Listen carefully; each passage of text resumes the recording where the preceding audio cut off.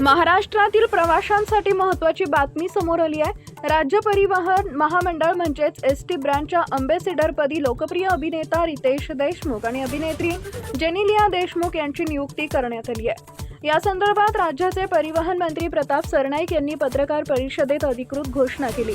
ST महामंडळासोबत Riteish आणि जेनेलिया यांनी 5 वर्षाचा करार केला असून या काळात ते एसटीचे ब्रँड अँबॅसेडर म्हणून काम करणार आहेत। या नियुक्तीच्या वेळी राज्याचे मुख्यमंत्री देवेंद्र फडणवीस, उपमुख्यमंत्री एकनाथ शिंदे तसेच मंत्रिमंडळातील इतर मान्यवर उपस्थित होते। त्यांच्या उपस्थितीत रितेश आणि जेनेलिया यांची अधिकृतपणे ब्रँड अँबॅसेडर म्हणून घोषणा करण्यात आली आहे। यावेळी अभिनेता रितेश देशमुख यांनीही आपली प्रतिक्रिया व्यक्त केली। महाराष्ट्राच्या एसटी सेवेशी जोडलं जाणं ही अभिमानाची बाब असल्याचं त्यांनी सांगितलंय। ग्रामीण भागातील लाखो प्रवाशांसाठी एसटी ही जीवनरेखा असून तिच्या सेवेला प्रोत्साहन देण्यासाठी आपण प्रयत्न करू असंही त्यांनी नमूद केलंय। रितेश आणि जेनेलिया ही जोडी महाराष्ट्रातील प्रेक्षकांमध्ये अत्यंत लोकप्रिय आहे, त्यामुळे त्यांच्या माध्यमातून एसटी महामंडळाची प्रतिमा अधिक बळकट होईल आणि प्रवाशांमध्ये विश्वास वाढेल अशी अपेक्षा व्यक्त केली जाते।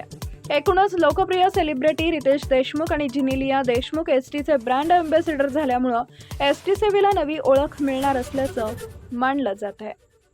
मोहीम आम्ही चालू ठेवतोय आणि ज्यामुळे अनेक अपघात होतात, लोक मृत्युमुखी पडतात, त्यावर कुठेतरी नियंत्रण आणण्यासाठी एका चांगल्या ब्रँड अँबॅसेडरची म्हणजे राजदूताची आवश्यकता आहे।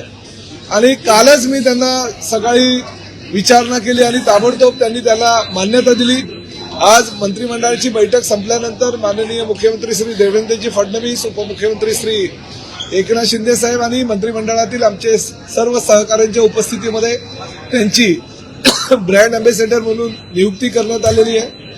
मला एका गोष्टीचा अभिमान वाटतो की ह्या राज्याची धुरा सांभाळणारे माजी मुख्यमंत्री श्री विलासराव देशमुख आणि माझे राजकीय गुरु असलेले विलासराव देशमुखांचे पुत्र श्री रितेश देशमुख आज मराठी आणि हिंदी चित्रपटसृष्टीमध्ये एक अतिशय चांगले आणि मोठे कलावंत म्हणून पूर्ण देशाला परिचित आहे, राज्याला तर घराघरामध्ये ते परिचित आहे। 1 मे पासून म्हणजे महाराष्ट्र दिनापासून त्यांचा राजे शिवाजींच्या नावानं चित्रपट सुद्धा प्रदर्शित होतोय, जो हिंदी, मराठी आणि तेलुगू भाषेमध्ये आहे।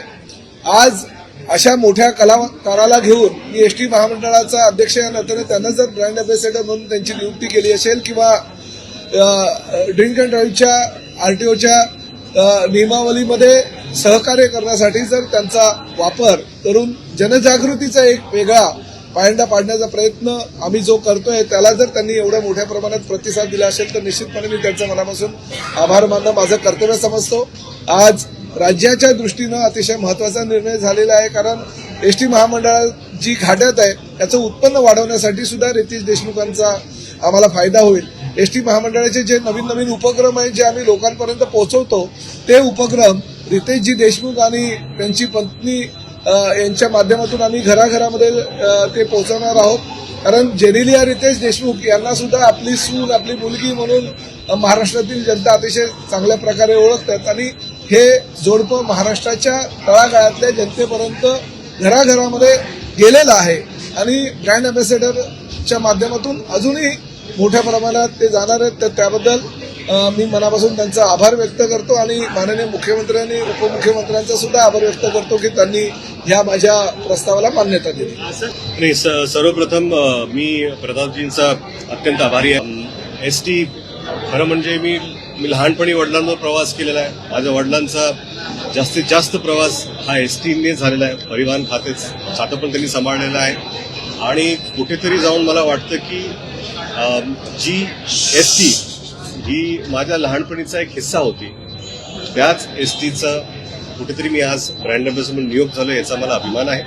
आणि माझ्या परीने, जेनेलियाच्या परीने जे काही सहकार्याची गरज असेल ती आम्ही करायला तयार आहोत। आणि परत एकदा मी तो एसटीचा जातानाचा फोटो तो आणि हो ते मी त्यांना सांगत होतो की लहानपणी म्हणजे साहेब लातूर, पुणे, इतर भागात एसटीने जायचे आणि नेहमी येऊन आम्हाला सांगायचे की कसे ते दोरी ओढायचे, पैसे आम्ही द्यायचो लहानपणी, आणि तो प्रवास त्यांनी पाहिलेला आहे आणि तोच प्रवास आम्ही पण त्यांच्याबरोबर लहानपणी केला होता। त्यांचा एक फोटो आज अजूनही बाबळगावमध्ये आहे, जो ते एसटी मध्ये बसलेले आहेत आणि बाहेरून एक फोटो आहे आणि ते आत बसले.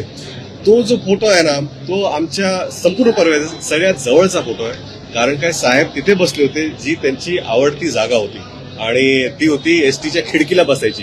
ते म्हणायचे की आम्ही खिडकीला बसायचो कारण एका बाजूने वारं यायचं आणि मस्त आम्ही झोपायचो तिथे. तर तो आता ते परिवर्तन आता त्या एसटी पासून आजच्या एसटी पर्यंत प्रचंड झालेलं आहे.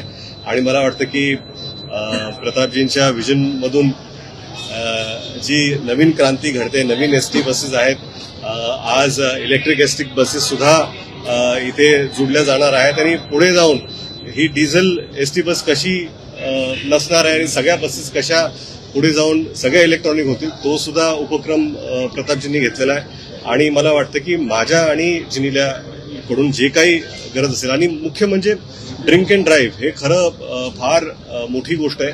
आपण फार कॅज्युअली घेतो आणि किती किती अपघात आपल्या अवतीभोवती घडतात आणि त्याचं मुख्य कारण ड्रिंकिंग आणि ड्रायव्हिंगमुळेच आहे. आपण सेफ्टी नियमना त्याचं पालन व्यवस्थित आपण करत नाही. तर त्याचा सुद्धा प्रचार करणं फार गरजेचं आहे आणि आम्ही तत्पर आहोत.